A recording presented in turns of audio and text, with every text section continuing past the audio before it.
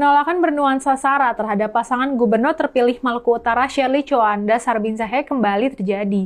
Kali ini dilakukan Aliansi Masyarakat Adat Moluku Kieraha. Ada dua alasan kenapa mereka menolak Shirley, katanya demi menjaga hukum adat dan kepemimpinan Islam. Ini disampaikan Kapita atau Panglima Sultan Tidore Muhammad Ali Alting. Dua komponen itu katanya merupakan dasar tatanan masyarakat Moluku Kieraha sejak masa monarki hingga era demokrasi. Ali nyebut kalau Federasi Kerajaan Islam di Moluku Kieraha yang terdiri dari Ternate, Tidore, Jailolo, Bacan berdiri di atas prinsip kepemimpinan Islam. Pemimpin di wilayah ini harus sesuai dengan hukum adat dan prinsip kepemimpinan Islam, ujar Ali. Sementara dalam maklumatnya ada 4 poin utama alasan mereka menolak pasangan Shirley Sarbin. Pertama, menolak kepemimpinan non-muslim karena dianggap nggak sejalan dengan hukum adat yang berlaku. Kedua, mereka meminta pemerintah dan partai politik untuk menghormati hukum adat dalam menentukan calon pemimpin. Ketiga, mereka meminta warga kembali memegang teguh nilai-nilai adat untuk menjaga stabilitas politik dan sosial. Dan terakhir, mereka tegasin kalau tidak menjadikan non-muslim sebagai pemimpin adalah bagian dari wasiat leluhur Moluku Kieraha. Menurut Ali adalah suara hati masyarakat adat yang ingin mempertahankan identitas budaya dan religius wilayah mereka.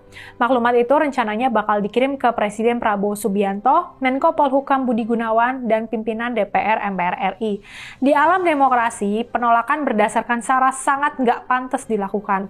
Apalagi keterpilihan itu sudah melalui mekanisme demokrasi yang sudah sesuai konstitusi.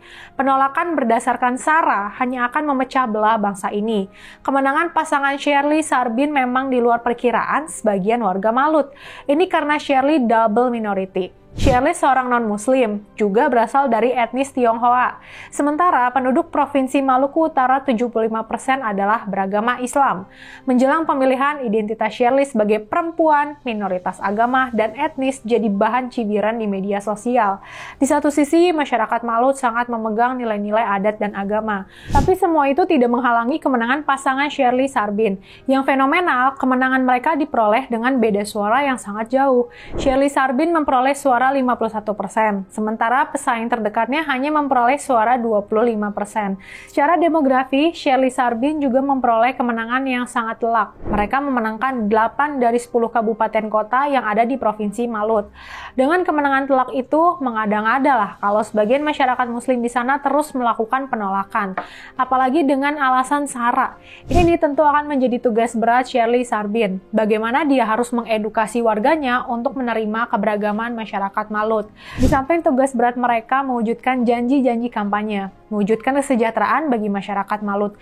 Yuk masyarakat muslim Malut, terima kemenangan Shirley Sarbin. Mari fokus membangun daerahnya.